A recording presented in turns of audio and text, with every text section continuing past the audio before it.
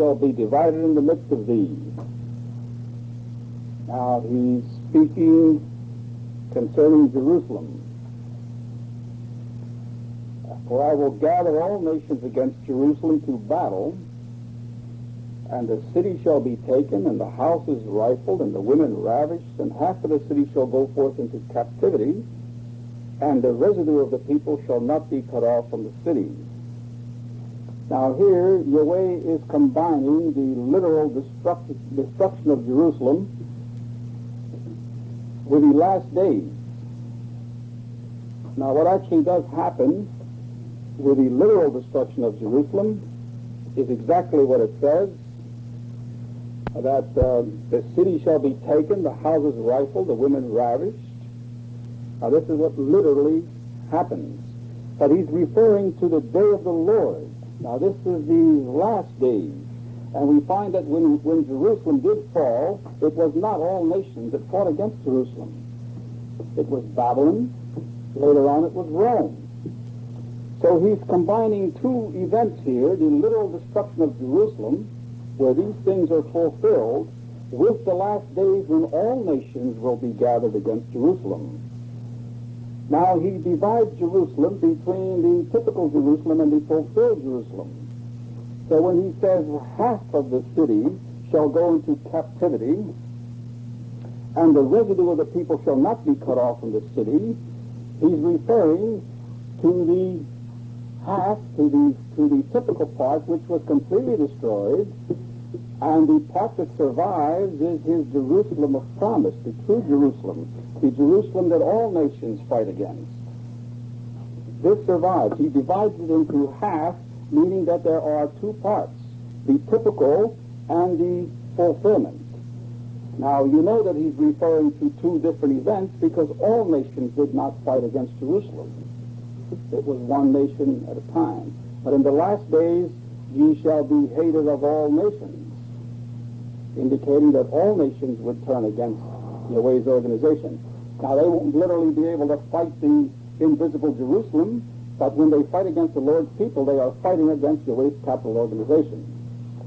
He who has done it unto least of these my brethren has done it to me also. We find that all who fight against Israel are fighting against Jerusalem, the ruling organization. Then he says, then shall the Lord go forth and fight against those nations as when he fought in the day of battle. Now this did not happen with the destruction of Jerusalem, the literal Jerusalem. But it does happen after the nations show their sentiments, when they show their demonism, when they show that definitely they are against Yahweh in this organization. Yahweh does turn against them at Armageddon and destroys them. And it says, his feet shall stand in that day upon the Mount of Olives, which is before Jerusalem on the east. All right, now the Mount of Olives is referring to the mountain that bears fruit. It is referring to his organization, those that respond to him. Only these will he control. Standing on the Mount of Olives means that he is controlling his organization. And the Mount of Olives shall cleave in the midst thereof toward the east and toward the west. And there shall be a very great valley. And half the mountain shall remove toward the north, and half of it toward the south. Now Yahweh's organization is likened unto a mountain, the mountain of the house of the Lord, singular. Yet we find that his kingdom is made up of two parts, the invisible and the visible. And we don't see the invisible. And if a person were just to look at us, they would figure that you're just people governing yourself, doing what you think is right. They see no connection with the heavens because they can't see the heavens. Yet there are two parts. There's the ruling element, symbolically referred to that which is in the north, and the south, the earthly portion which receives the instructions from the heavens. Now what he's telling you here is that his organization will be divided from east to west. And when the division is made from east to west, half of it is in the north and half of it is in the south. and his kingdom is made up of two parts: the heavenly, the ruling element, and the southern part, which receives the instruction. Now, in verse 5, the King James is a little fouled up, but I'll read it. And ye shall flee to the valley of the mountains, for the valley of the mountains shall reach unto Hazel. Yea, ye shall flee like as ye fled from before the earthquake in the days of Uzziah king of Judah. And the Lord my God shall come, and all the saints with him. Now the Catholic Douay is clear in this. It says, and ye shall flee to the valley of those mountains, for the valley of the mountains shall be joined even to the next, indicating that there will be a connection between the north and the south. Now the people fleeing in the valley of the two mountains means that they will cradle themselves in the midst, in between the heavenly and the earthly ruling element. These are the people who put themselves in the protection of the kingdom. They cradle themselves between the heavens and between the 200 million. They are pictured as being protected on both sides in Yahweh's kingdom. And they flee there, and the mountains or the valley of the mountains shall be joined together. This is the understanding that the people receive, that they must obey and put themselves under the protection of the earthly organization, and in so doing they are putting themselves in the protection of the heavenly organization. They are obeying both. If they are submissive and obey the prophets, they are obeying Yahweh. If they disobey the prophets, they are disobeying Yahweh, because this is Yahweh's channel. This is what Yahweh has ordained to guide his people. So they cradle themselves between the two mountains. All right, and verse 6, and it shall come to pass in that day that the light shall not be clear nor dark. Now I'm going to have to read this in good speed. It shall come to pass in that day that there shall be neither heat nor cold nor frost, and there shall be continuous day, it is understood of the Lord. Not day and night, but there shall be light at night time. All right, now, what he's bringing out here is that neither heat nor cold nor frost, these are conditions which cause suffering or agony, or a condition of, you might say, uncomfortableness. And in his kingdom, these things will not exist. Now he brings out concerning the great multitude, he says, they shall hunger no more, neither thirst any more, neither shall the sun light on them, nor any heat. In other words, they will be deprived of nothing. There will be no kind of, nothing to cause them discomfort or agony. But it shall be one day which shall be known to the Lord, not day nor night, but it shall come to pass that at evening time it shall be light.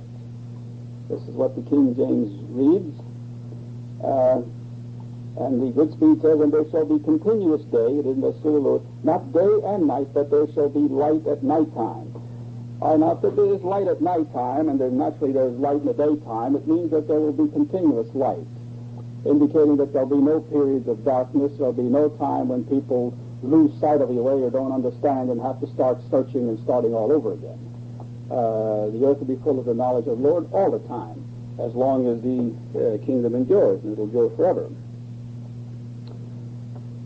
And it shall be in that day that living waters shall go out from Jerusalem, half of them toward the former sea, some translations say eastern sea, and half of them toward the hinder sea, or western sea. In summer and in winter shall it be. Now, what is referred to here by the former or hinder or eastern or western, the word former is taken from the Hebrew, kad neoni. It says former as of time. In other words, first as to time. It means they that went before. Eastern, east, a primitive root to project oneself, that is to precede, hence to anticipate, hasten. All right, now half of the waters, half of the living waters, or half of the life-giving waters will go toward those who precede, who hasten, who go before.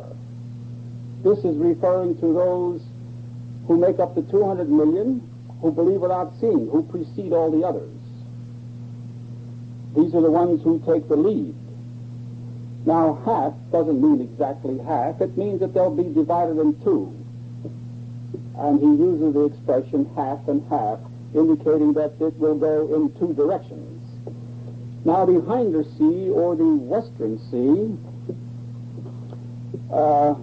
it is taken from a primitive root to loiter, that is to be behind, by implication to procrastinate. That means to delay, to wait till it's too late, to defer, delay, late, slack, tarry.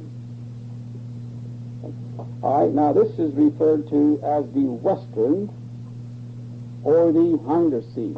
Now those who wait, those who tarry, those who loiter until it is too late, till the trouble really starts, is referring to the one-third, the stranger class, who really wait until the times are really, really very serious, until the eruption of the chaotic condition is about to take place, before they truly realize that Israel was correct in their predictions. But these are of goodwill, and it takes that much to convince them. And when they are convinced, they will receive Yahweh's blessings. They will get everlasting life also. So Yahweh's life-giving waters will flow to Israel, to those who precede the ruling class, and also to those who loiter and make up the stranger class. And the Lord shall be king over all the earth, and over all the earth. In that day shall there be one Lord, and his name one. Now the Rotherham and the New Jerusalem says, and Yahweh shall be king over all the earth, and over all the earth. In that day shall there be one Yahweh, and his name one. Okay, now it doesn't speak of anyone else. It refers to Yahweh. He is the everlasting Father. He is the Almighty. All right? Now, I'm going to read verse 10 in Rotherham. It says, and all the land shall turn into a plain from Geba to Rimmon, south of Jerusalem. Turning into a plain means that all obstacles, all the rough going will be smooth, making the way easy. This means that in the kingdom you will not have all the opposition, all the troubles that you have today to try to exist. Yahweh will clear the way for you, make everything plain, make the road smooth and straight. And Jerusalem shall lift herself on high and abide in her own place. Now this specifically mentions that Jerusalem shall be lifted on high, indicating that Jerusalem would be taken into the heavens, and that the land would be made smooth south of Jerusalem. This is the earthly portion of the kingdom, and Jerusalem would be lifted on high. Jerusalem, we know, is in the restored Jerusalem is in the heavens. All right? From the gate of Benjamin up to the place of the first gate, up to the corner gate, and from the Tower of Hananiel up to the wine presses of the king. In other words, he's referring all of it from one end to the other. indicating that there'll be no part of Jerusalem that will not be left out, that be completely restored. And men shall dwell in it, and there shall be no more utter destruction, but Jerusalem shall be safely inhabited. Now he's picturing Jerusalem as though it was on land, safely inhabited, means that there'll be nothing that could ever happen to it. Naturally, nothing could happen to Jerusalem because it is elevated into the heavens, and the enemy could never get to him. Now he says, and this shall be the plague wherewith the Lord will smite all the people that have fought against Jerusalem. Now these are the people that fight against Yahweh's organization. Now they're not going to directly fight against Jerusalem. They're going to fight against those who are being ruled by Jerusalem. They're going to be fighting against Israel, who's on earth, because the ones who fight against Israel will also be on earth. They won't be in the heavens fighting in Jerusalem, in the literal Jerusalem, but they will be fighting against the organization that Jerusalem rules over. This shall be the plague wherewith the Lord will smite all the people that have fought against Jerusalem. Their flesh shall consume away while they stand upon their feet. Their eyes shall consume away in their holes, and their tongue shall consume away in their mouth. All right, now this brings out that there's going to be something that's going to, some kind of a catastrophe on earth that will actually begin to rot the flesh of all humankind. And knowing what nuclear bombs can do, we can see how this is can readily be fulfilled. Verse 13, I'm going to read from Rotherham. And it shall come to pass in that day that there shall be a great confusion from Yahweh among them, and they shall lay hold every one upon the hand of his neighbor, and his hand will rise up against the hand of his neighbor. All right, now there comes a time of great confusion. When men are confused, they don't know where to direct their energies or their thoughts or what or how to do anything or how to correct anything. They're confused. They will make the wrong move. And what could be better explained than being confused when they turn on each other? Those who are supposed to be on their own side. This is great confusion. Now, Yahweh brings this about by bringing out the truth, by establishing his kingdom, by raising up a people of knowledge who are confident and trusting in Yahweh. The world will actually see the best of the earth forsake them and abandon them. They will begin to feel very, very distressed when they see these people leaving and when they see them start an organization which is so superior to theirs. They will hope, because of being selfish, to be able to retain their former prestige. They will want to regain it. They don't know how to go about it. And being as they will be divided on just how to do this, they will reason to wipe each other out and see who can gain the upper hand. The United States will realize and will reason that it is their way that should be reestablished. Russia says it is her way. And they figure the only way to come out is to conquer the other. In so doing, they annihilate themselves. And added to the confusion will be people who are living in this country who will actually favor the communist method, and communists or Russians who will actually favor the American system. This is where they will actually turn on each other. And the world will certainly be no place to be seen in, let alone try to live here, try to survive. And anyone who does not take Yahweh's instructions to leave is not going to make it. He won't be any safer than Noah would have been if he didn't enter the ark. Now, verse 14, I'm going to read from Good Speed.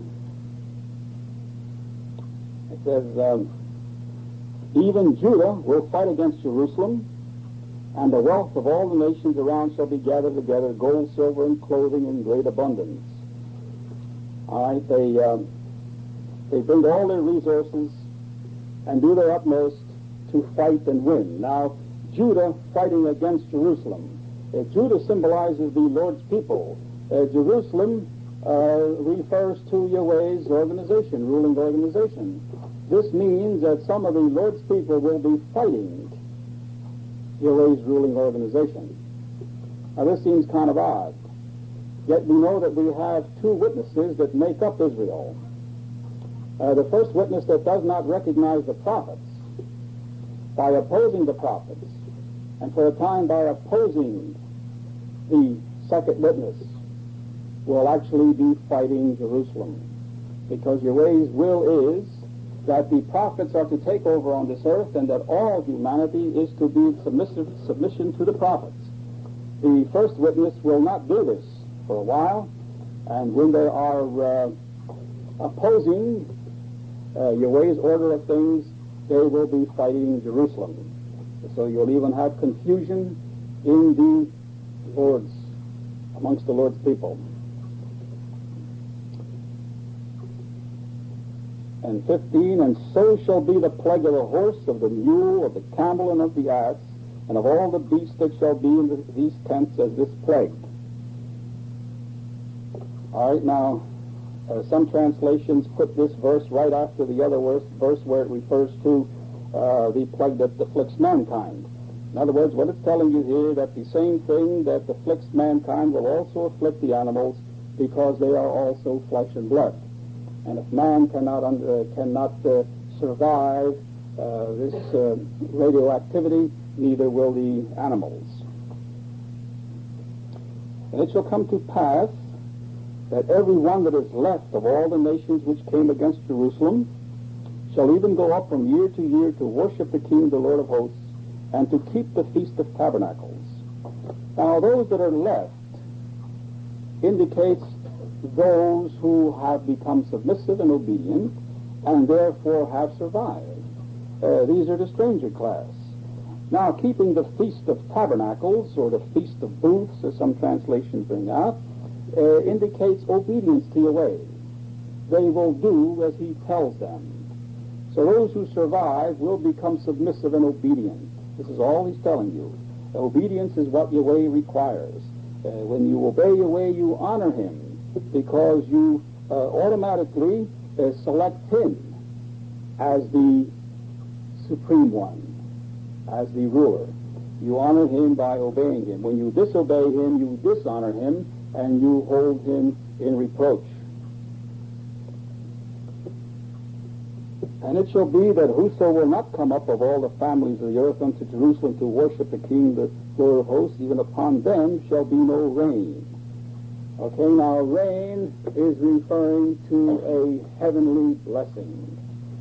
Those who do not obey will not receive Yahweh's heavenly blessing. Rain symbolizes his Holy Spirit, which comes from the heaven, which causes the earth to yield their increase, which causes people to flourish, which causes you to grow in knowledge and faith and understanding. The rain or the blessing or the Holy Spirit would be withheld from them, and for this reason they would not prosper, they would not flourish. These are the disobedient ones. Those who obey will be blessed with the Spirit. They will grow in knowledge and understanding.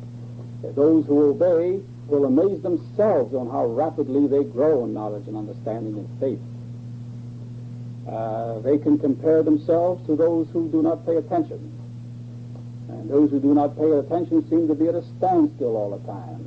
And those who try to hear and try to honor Yahweh because they want to be as accurate as they can possibly be will make great strides. Yahweh will truly bless them. This shall be the punishment of Egypt and the punishment of all nations that come up, not to keep the Feast of Tabernacles. All right? Those who do not recognize Yahweh, those who do not become submissive to him. In that day shall there be upon the bells of the horses holiness unto the Lord, and the pots in the Lord's house shall be like the bowls before the altar. In other words, it'll be like a big advertisement to your way wherever you go, on the horses or even on the cooking utensils you see holiness under the Lord, indicating that when things are advertised, everybody is able to see and to recognize and to come in contact with what is advertised, meaning that everyone will be full of the knowledge of Yahweh, and they know that Yahweh has truly blessed them, and that all honor and praise goes to Him, just as though it's put before their eyes all the time. They'll never forget it. Yea, every pot in Jerusalem and in Judah shall be holiness unto the Lord of hosts, and all they that sacrifice shall come and take of them and settle their sea therein. And in that day there shall be no more the Canaanites in the house of the Lord of hosts. Okay, now everything will honor Yahweh. The Canaanite symbolizes a tradesman or a merchant. In other words, there'll be no more commerce or trade in Yahweh's organization, because trade is nothing more than legalized thievery. In other words, you try to take what your neighbor has, and he tries to get as much as he can out of you. And in so doing, there's no love lost between you. You're just trying to outdo one another. And this produces ill feelings. This is not a natural way for man to live. Man should cooperate with man and not to take the other one's possessions. But the system is such that if you don't take what the other person has, you won't survive. So this is a system. And regardless how much you have in this competitive system, you're never secure. So we find that big companies, like the auto manufacturers, they can never have enough. The oil companies, the steel companies, we say they're piggish. They are. But you really can't blame them, because the system is such that regardless how much you can have it today and lose it tomorrow. This year, Chrysler lost $140 million, showing that if it did not have the resources, it would have gone under. So they cannot be too secure. The system provides no security whatsoever. Now, before we condemn the big businessmen, we must condemn the system. When the system is exposed, and Yahweh's pure and perfect system is made clear to the peoples of the earth, those who persist in wanting this selfish system prove themselves to be selfish and evil. But until the system is done away with, or at least exposed, you can't blame people for trying to get as much as they could.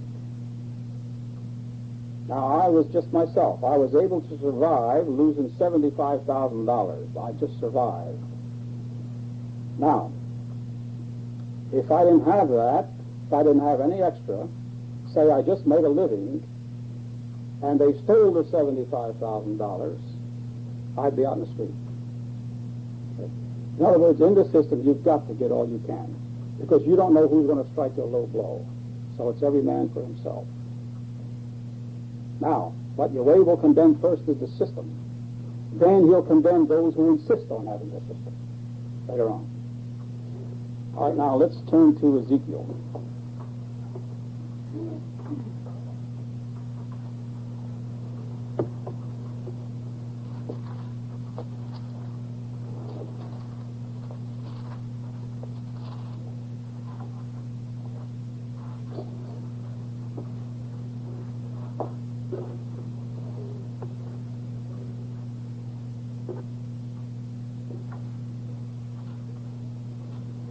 Let's turn to Ezekiel 43 first.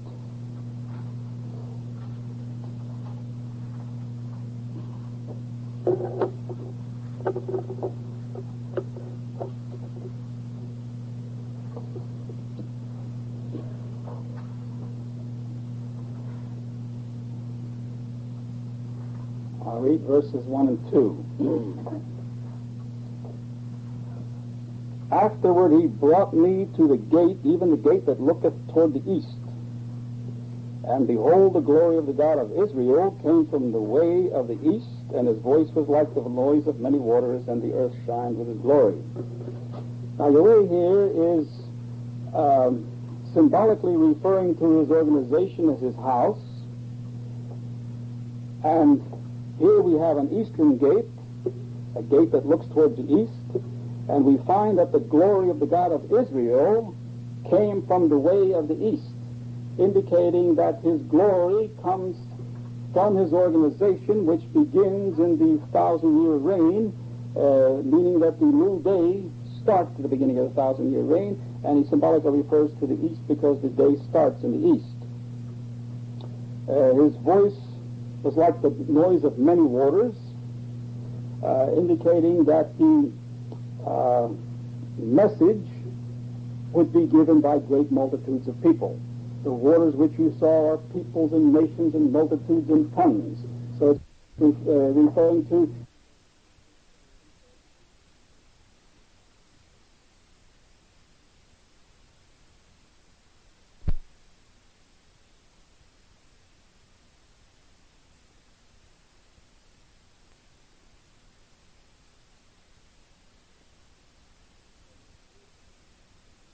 his voice was like the noise of many waters, indicating that the message would be given by great multitudes of people.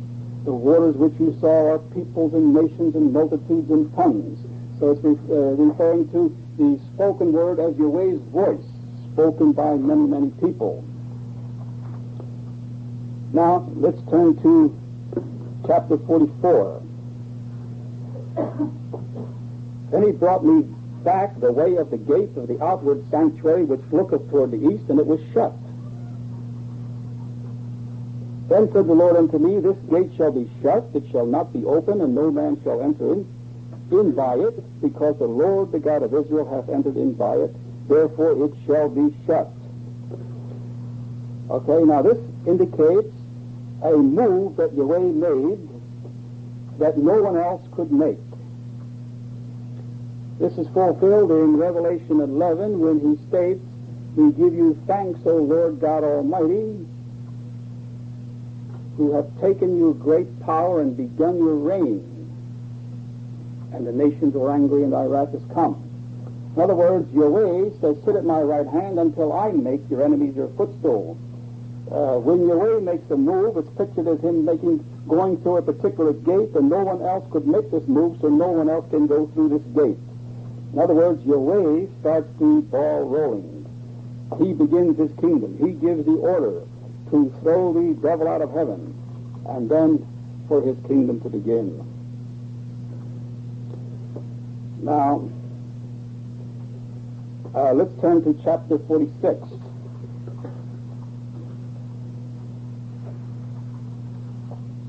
Thus saith the Lord God, The gate of the inner court that looketh toward the east shall be shut the 6 working days. But on the Sabbath it shall be opened, and in the day of the new moon it shall be opened.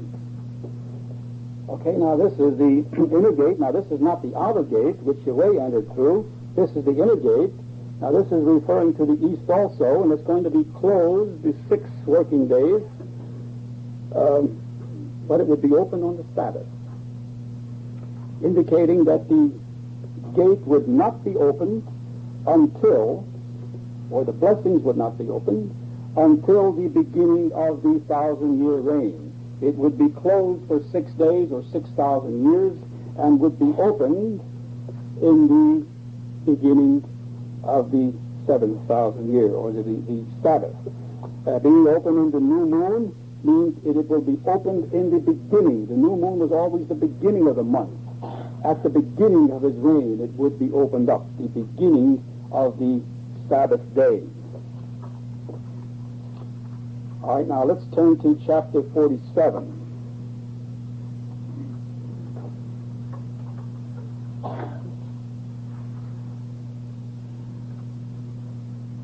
Chapter 47. Afterward he brought me again unto the door of the house, and behold, waters issued out from under the threshold of the house eastward. For the forefront of the house stood toward the east, and the waters came down from under the right side of the house at the south side of the altar. All right, now the waters indicate the truth, and we find that the waters issue from under the threshold, and they're coming from the right side of the house at the south of the altar. All right, now the altar would be pictured as being just north of the waters, and the waters on the south. The altar would picture the source of blessing from Yahweh, which would be north of the waters, and the waters would trickle from the east, but they would be south of the altar.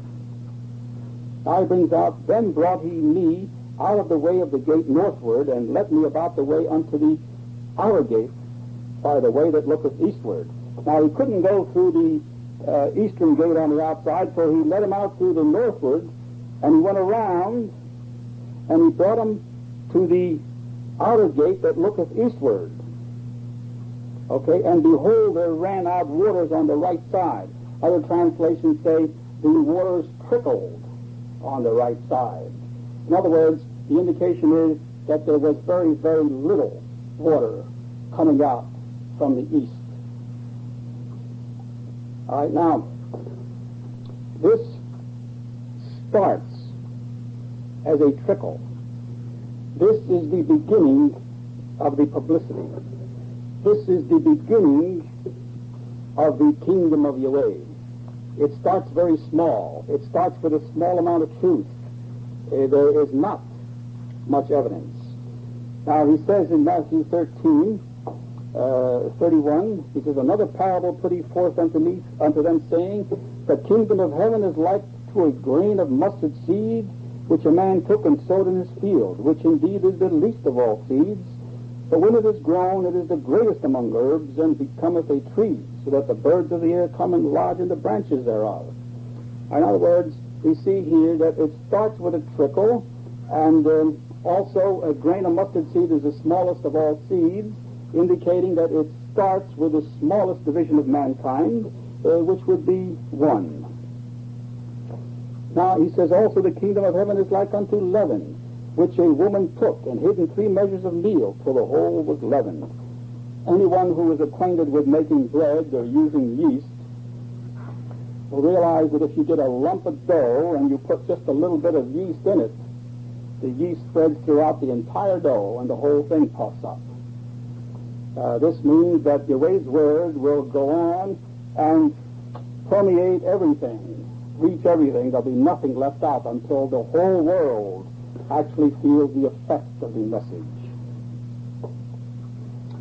Now, and when the man that had the line in his hand went forth eastward, he measured 1,000 cubits, and he brought me through the waters, and the waters were to the ankles.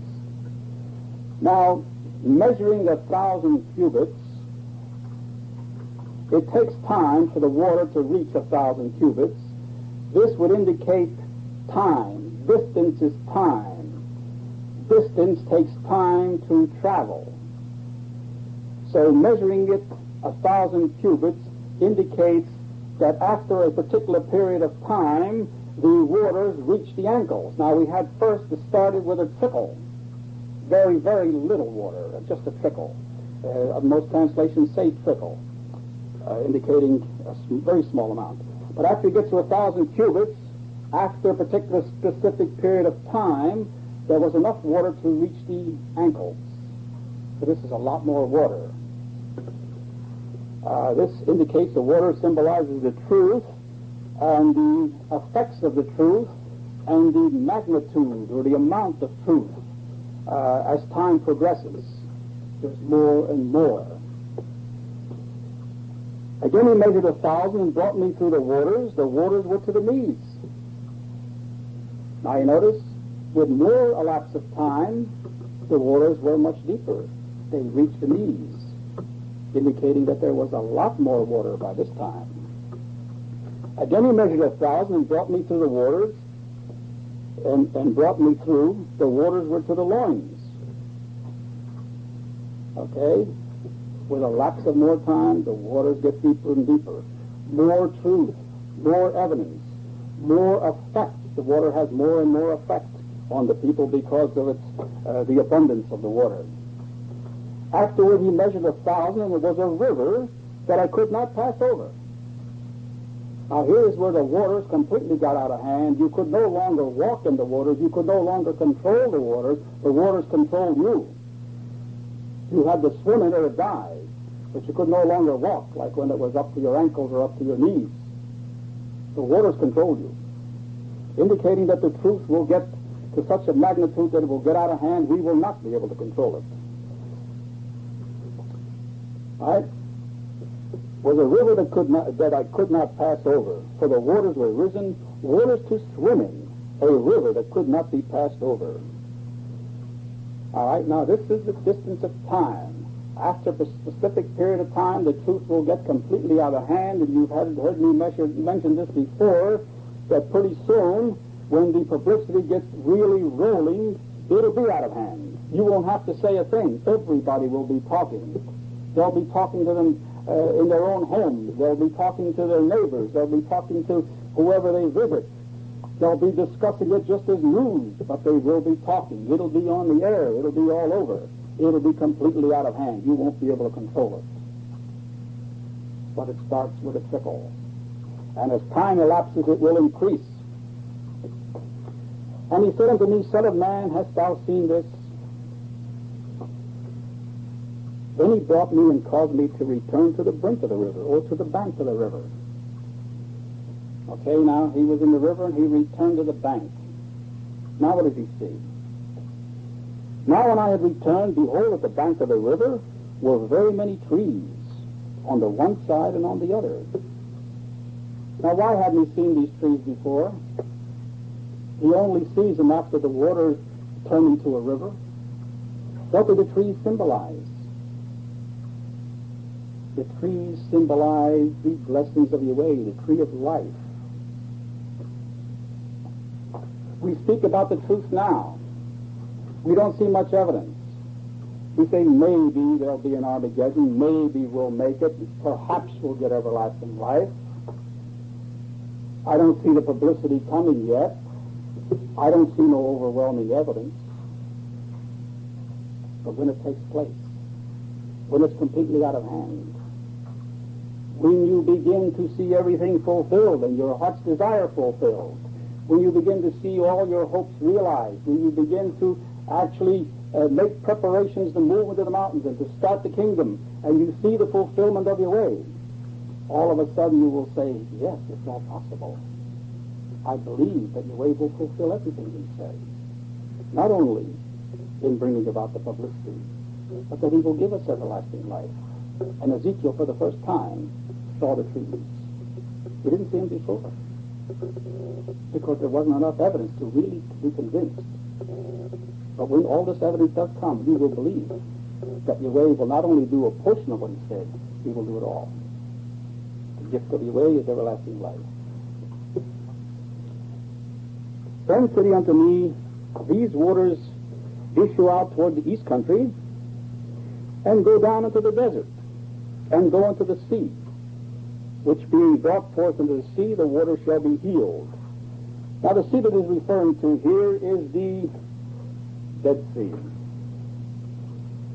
Going into the desert means that it will water the desert and cause the desert to flourish. The desert is a dead place. The desert is a place where nothing grows, nothing flourishes.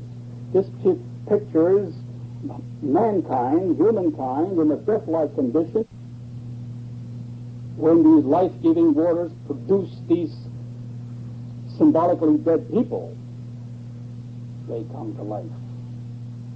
They begin to grow, they begin to flourish, they begin to grow strong, they begin to speak, they begin to have hope. reaching the Dead Sea, the waters shall be healed. Now the Dead Sea is a sea of humanity which is symbolically dead, which is merely existing, not producing anything, spiritually sick, which needs healing. Verse 9,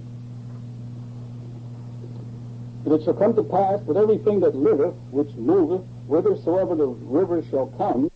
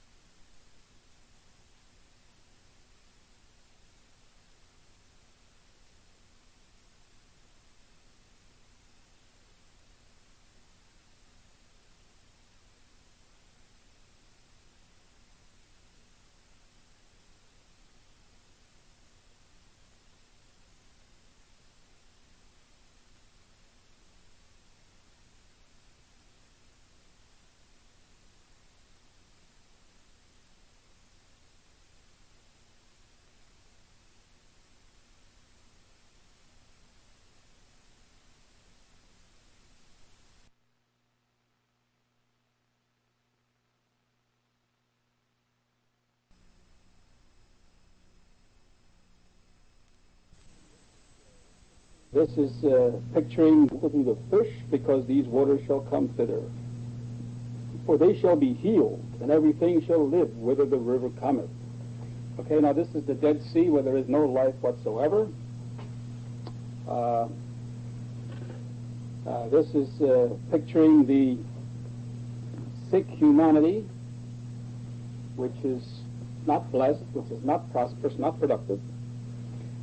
And wherever the river reaches, the waters of life reach, they come to life. So symbolically referred to here as fish living in these waters, where once there was nothing, once it was dead. And it shall come to pass that the fishers shall stand upon it from Engedi, even unto an Eglaim. They shall be a place to spread forth nets. Their fish shall be according to their kinds, as the fish of the great sea, exceeding many. In other words, from one end to the other, they will be able to get fish, the same as there is in the great sea, which is referring to the Mediterranean. In other words, they will be as productive, as full of fish as the Mediterranean. And now we find that the Dead Sea is absolutely unproductive altogether. So this is referring to mankind, not literally the Dead Sea. Now he says, but the miry places thereof and the marshes thereof shall not be healed, they shall be given to salt. Now what is he referring to here? In other words, the miry places and the marshes shall continue to exist, and they'll be given to salt. Now we find that Yahweh refers to the devil's organization as a place that he will give for a possession for the bitterns and pools of water. In other words, he turns Babylon into a swamp, pools of water, marshes, a place where man, an environment where man cannot exist.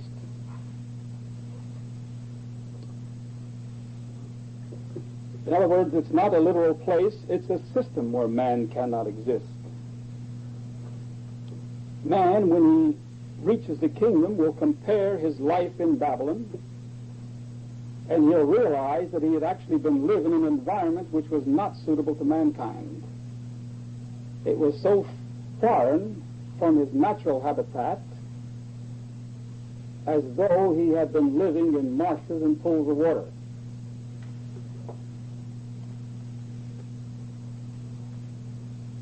Now Yahweh will cause the memory of this to be indelibly written in our minds so that we will never forget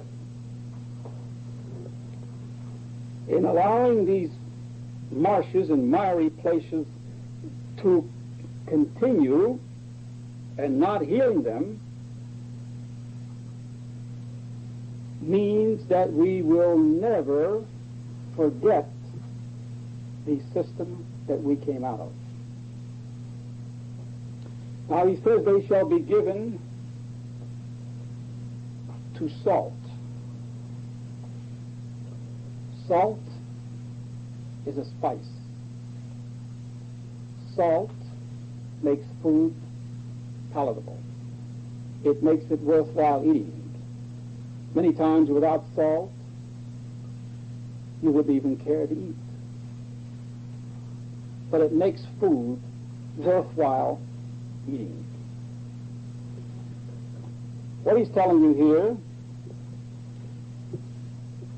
is that these marshes, or the knowledge of what you have come out of, this environment that you have come out of, you will never forget. And being as you will never forget, and you will detest it forevermore, it will cause you to turn your entire intention toward Yahweh's kingdom, and you will have singleness of heart, and never will you look back thinking that possibly you missed out on something. That possibly there is something else which is better than Yahweh's kingdom.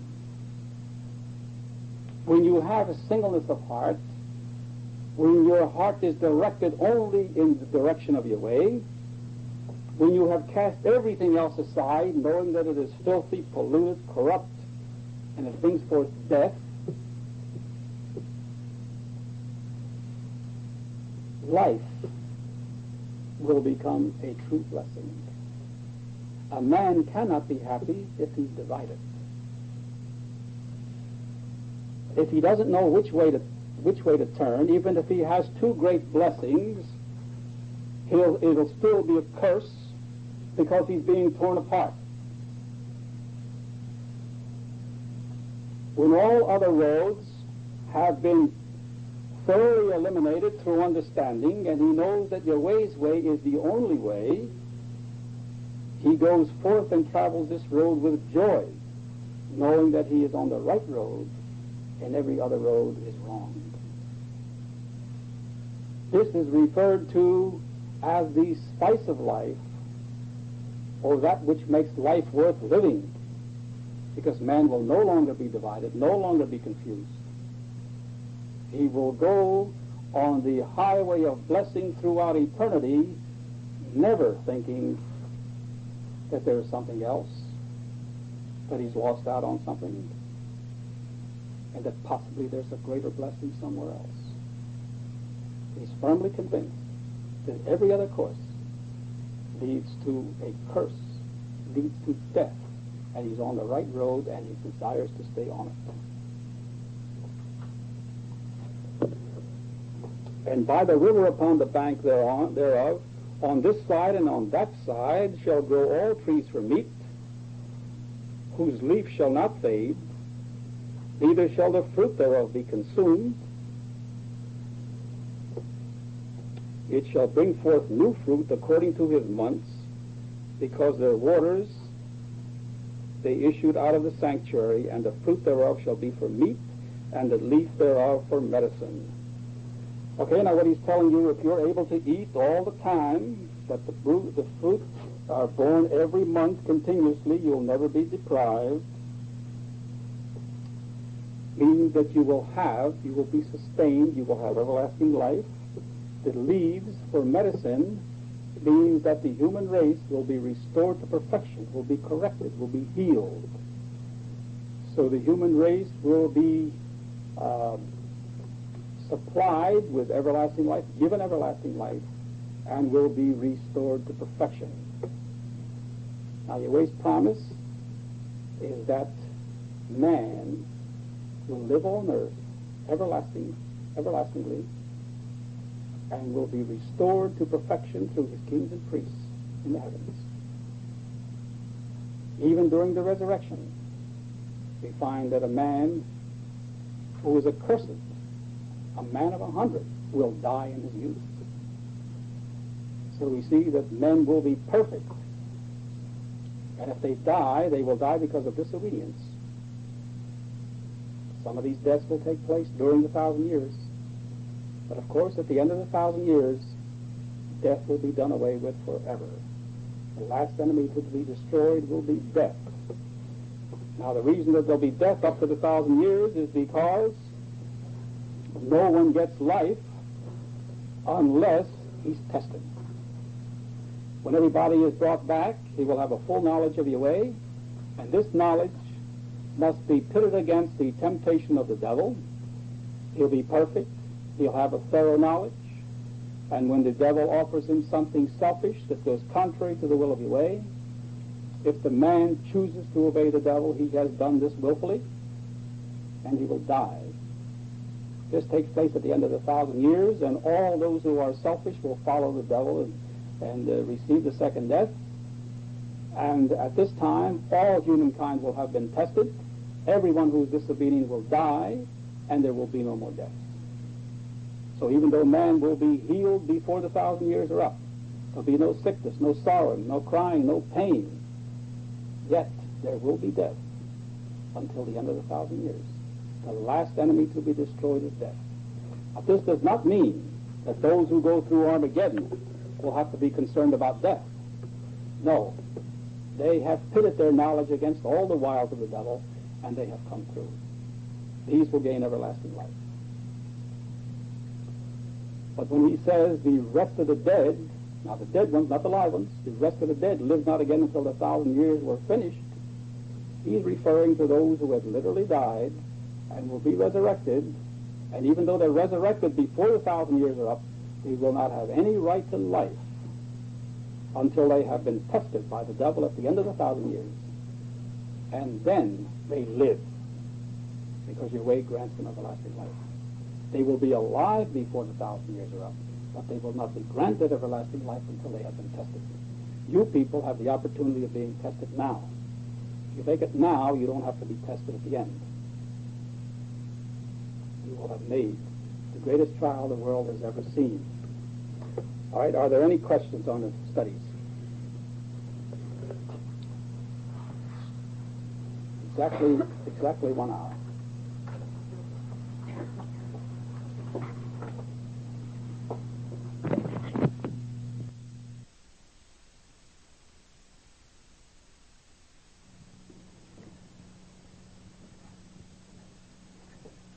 Okay, we have a scripture in Daniel 9:27 which deals with the period of time prior to the setting up of the abomination. Now, what actually happens is that the devil begins to organize his forces, and we notice an ecumenical movement where the religions of the world begin to get together. This prepares the way for the setting up of the abomination.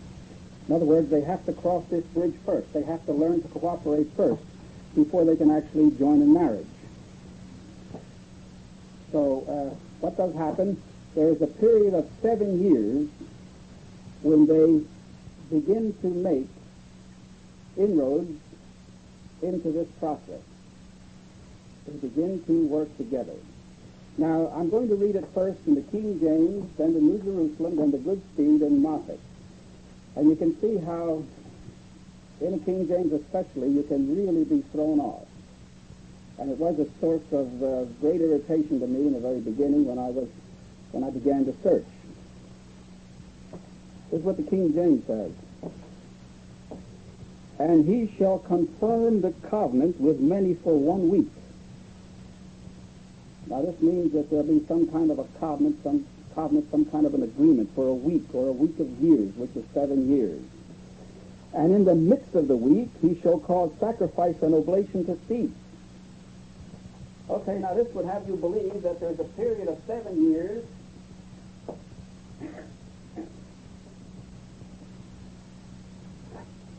and in the middle of this same week, which would divide the week into 3.5 years and 3.5 years, the sacrifice and oblation would cease, indicating that the abomination of desolation would be set up then, which would mean that actually during this process of getting together, the 7 years of getting together, in the middle of that same 7-year period, he would have the 1,290 days. Okay? That's what the King James says. Now, this is not true.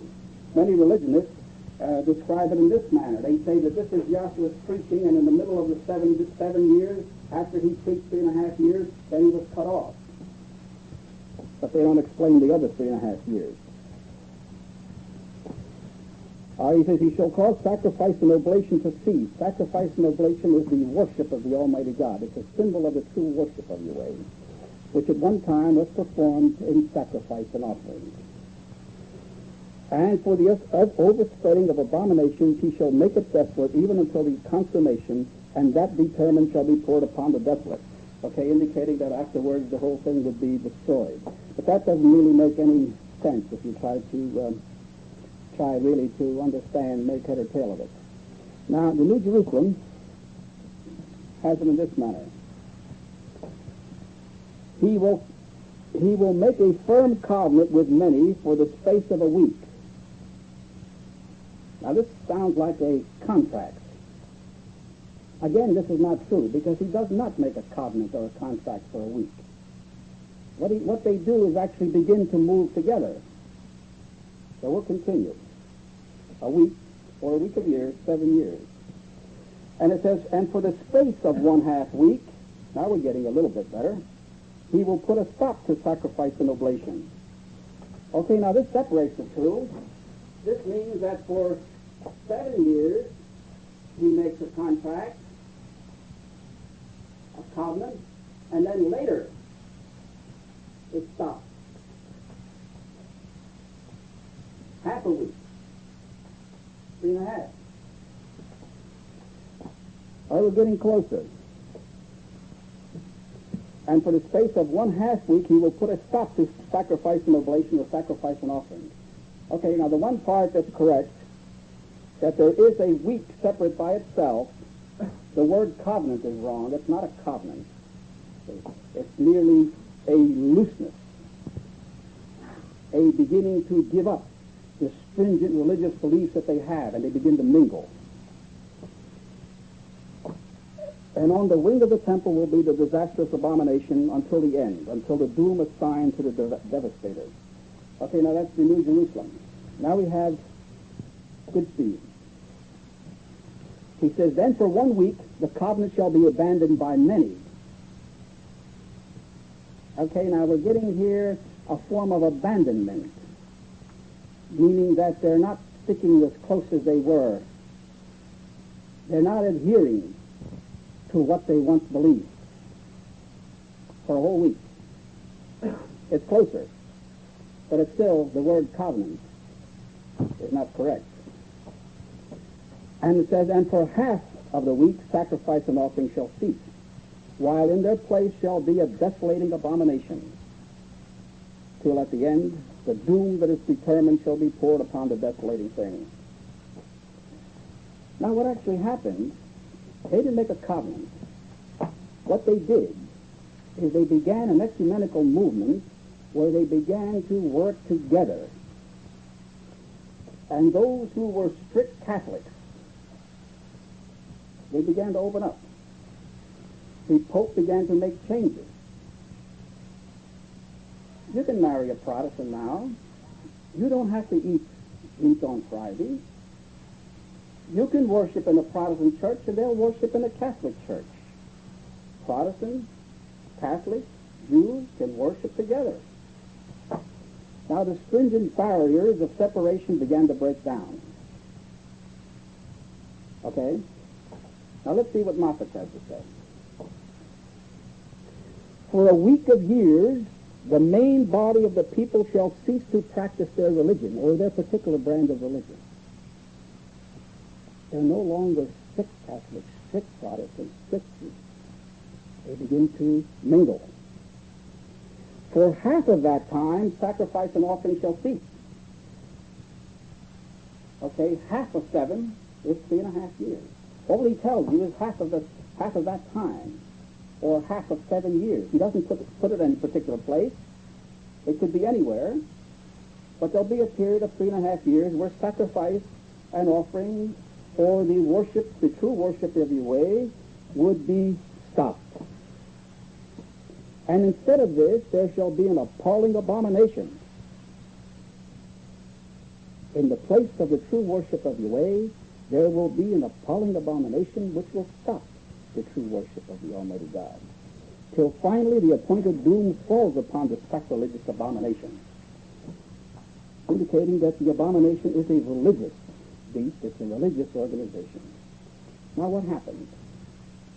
I was carefully watching the fulfillment of events, and we find that this has already taken place.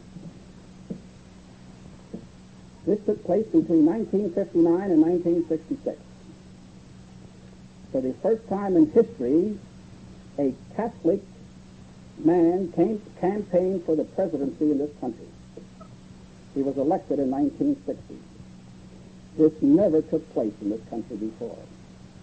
This country is a Protestant country, is a protesting country, meaning that they protested the conduct or the lack of freedom brought about by Catholicism and forced by Catholicism. Therefore, if a Catholic was ever campaigning for the presidency, we find that they would have a caption in the papers. I looked at some old newspapers and I saw some old cartoons where there was a big eagle crossing the ocean, and the Pope rode on the eagle, and he was coming over to the United States to take over the United States. They would put this caption by the president, the candidate, whether it was Al Smith or any other Catholic. Automatically he was defeated, even if he was a better man than the Protestant. He didn't have a chance in a Protestant country, because this country fled from religious persecution, and they would not allow Catholics to dominate this land. In 1960, a Catholic was elected. In 60, the Archbishop of Canterbury, the head of the Anglican Church in England, visited the Pope the first time in some 300 years, over 300 years. This was followed by the Greek bishop, the Greek Orthodox Church, and he visited the Pope the first time in some 500 years. And then the Russian Orthodox bishop followed him, and he visited the Pope the first time in almost 1,000 years. And then in 65, the Pope came over here for the first time. Now, you can eat meat on Friday. You can marry a Protestant. You can worship in each other's churches. Catholics are honored. A man has more chance of being elected if he's a Catholic now than if he wasn't. So you see, the stringent barrier has broken down. Back in the 30s, on a summer day, if you passed by a Protestant church, you could hear the minister denouncing the Catholics, denouncing the Pope in particular, for the authority that he claimed he had. You could hear the Catholics denouncing the Protestants from breaking away from the true church, from the mother church. And they would be denouncing one another.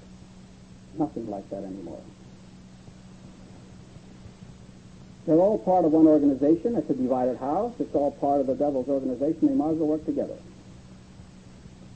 Of course, they don't realize this. What they do realize is that they have no ground to really be separate, because separation actually weakens them, and they're endeavoring to be stronger. So this part took place.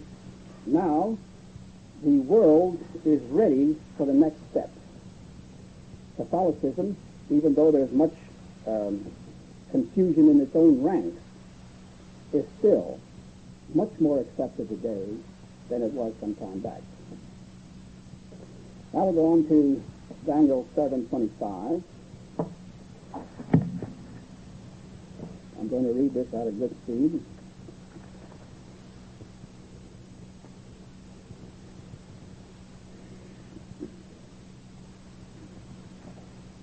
says, he shall speak words against the Most High, and shall wear out the saints of the Most High. He shall plan to change the sacred seasons in the law, and they shall be handed over to him for a year, 2 years, and a half years. Okay, now this is speaking of the rise of the papacy, that he will speak words against the Most High, not directly naming the Most High, but he will oppose what Yahweh has planned for mankind. In other words, he will actually set up his kingdom where Yahweh has his. Actually, Yahweh has his established. Now, 8:11, it says, it made itself even as great as the prince of the host, whose regular offering was taken away from him, and the sight of whose sanctuary was profaned. Thus was the regular offering treated with criminal violence, and the truth cast down to the ground, while it worked its will and prospered. Okay, now this abomination, headed by the papacy, it makes itself as great as the prince of the host. In other words, it matches Joshua. Joshua is the head of Yahweh's kingdom. He makes himself the head of his kingdom, whose regular offering was taken away. The offering, the sacrifice and offering, or the worship, the true worship of Yahweh, which is performed by Israel by word of mouth, speaking, was taken away, means it was stopped. It was stopped when he comes into power. Was taken away from him, and the sight of whose sanctuary was profaned. Okay, Yahweh's sanctuary was profaned, disgraced, reproached. Thus was the regular offering treated with criminal violence. In other words, it is a crime that he actually performs by stopping that which is justly right.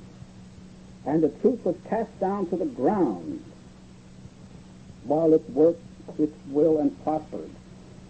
In other words, Moffat brings out the truth was trampled upon, cast to the ground and trampled upon, treated with violence. All right, now this is the doing of the abomination, the devil's organization. Now Daniel 8:31,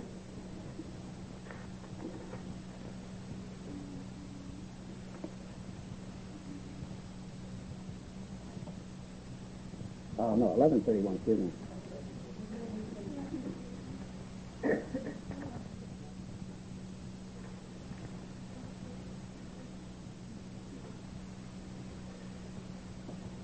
Armed forces shall be raised by him, and they shall desecrate the stronghold of the sanctuary, and shall abolish the regular offering, and shall put in its place the desolating abomination. All right? Armed forces shall be raised by him. In other words, this is going to be done with force of arms, by power. What power does he employ? This is 11:31. He actually hires the power of the political nations, not by his own power. He uses the force of arms of the superpowers of this world, plus the United States. They shall desecrate the stronghold of the sanctuary, and shall abolish the regular offering, and shall put in its place the desolating abomination. Okay, they do away with the worship of Yahweh, and they put in its place the abomination of desolation. All right, now, 12:11.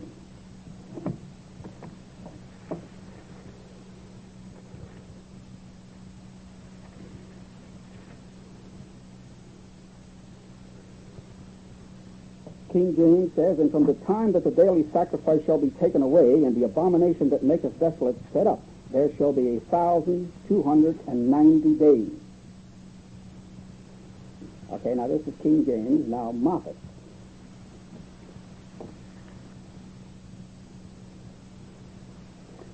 Moffat says, 1,290 days shall pass after the daily offering has been stopped and the appalling abomination has been set up. In other words, after it's set up, 1,290 days are going to pass. It's set up at the same time that the sacrifice is stopped. As soon as it comes into power, it stops. It stops the pure worship of Yahweh, and it continues for 1,290 days. Now, the Septuagint says, and from the time of the removal of the perpetual sacrifice, which is the continual worship of Yahweh, when the abomination of desolation shall be set up, there shall be 1,290 days.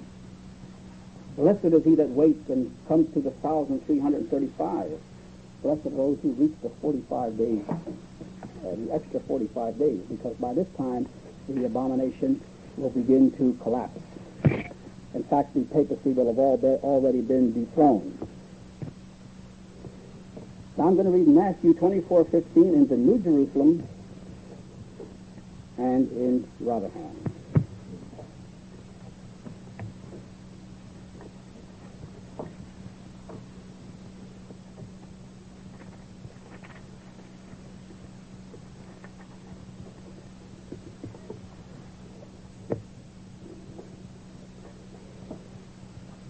Now the New Jerusalem says, so when you see the disastrous abomination of which the prophet Daniel spoke set up in the holy place, let the reader understand.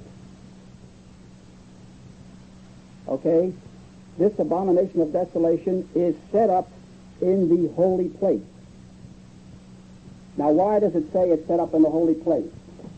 Religionists will try to tell you that there was a temple in Jerusalem, and someone went over there and desecrated the temple, that this is the holy place. Well, they certainly don't understand what the abomination of desolation is. The abomination of desolation is one world, one government that takes over the entire earth. All kingdoms, nations, and tongues shall serve him. And Daniel 8 says, or 7 says, it shall devour the whole earth. This abomination of desolation, standing in the holy place, means that the holy place is already here. The holy place means the kingdom of God is here. It has started. The Bible brings out that when there is a king of iron and a king of clay present, when the world is divided by two superpowers, it says, in the days of these kings will the God of heaven set up a kingdom which shall never be destroyed. And it shall not be left to other people, but it shall consume all these kingdoms, and it shall stand forever. This means that when Russia and the United States is here, the kingdom has started. And when the abomination of desolation comes up, it tramples upon the holy place. It endeavors to stop the operation of the kingdom. So when you see this abomination come up, and only Israel understands it, because only Israel knows through the Spirit that Yahweh has begun his kingdom. They understand that when it's directed against us, he's actually fulfilling prophecy, that he's trampling upon the Lord's people, and that he's beginning to stand in the holy place and endeavoring to stop Israel from performing Yahweh's work. So when you see the disastrous abomination of which the prophet Daniel spoke set up in a holy place, let the reader understand. Then those in Judea must escape to the mountains. Okay? Now, Rotherham. Whensoever, therefore, ye shall see the abomination of desolation that was spoken of through Daniel the prophet, standing in the holy place, he that readeth, let him think. Then they who are in Judea, let them flee to the mountains. Okay, now what you have to understand is that the holy place is here. The kingdom has started. The next thing that will happen will be the abomination coming up. And the abomination of desolation will only come up after the kingdom has started. And when it does come up, it proves that the kingdom has started. And when the kingdom does start, we can expect the next event, the next move of the devil, will be to set up this abomination in order to stop the kingdom. Now what we have, this is not going to be clear to everybody, but those who have been studying, we know that the kingdom in the heavens started in 1917. This was the end of the 6,000 years. And then, Yahweh makes it clear that 56 years later, the holy place would be anointed on earth.